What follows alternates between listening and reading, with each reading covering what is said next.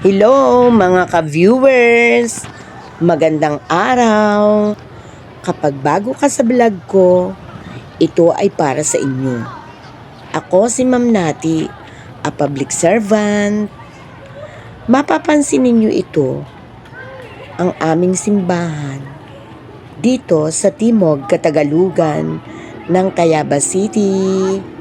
So ito ang mga kabataan na nagsasaya, pumapasyal, nagpipray dito sa aming simbahan na nagsimula ito noong 1580.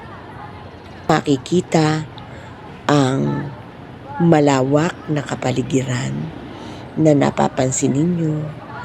Maganda ang kalangitan at ito ang kahabaan at kabuuan ng aming simbahan. So, diba, napaka luma niya, subalit kung kayo ay mapapapasok sa loob at magdarasal, ay makikita ninyo ang kabuuan ng aming simbahan. Simbahan na kung saan dito tayo nananalangin at dito ay mapapansin ninyo yung gate na dito pumapasok, lumalabas ang mga tao. So, napaka-amazing ng aming simbahan. Dumaan kasi ako dito sa simbahan para mag-pray, mag-visit.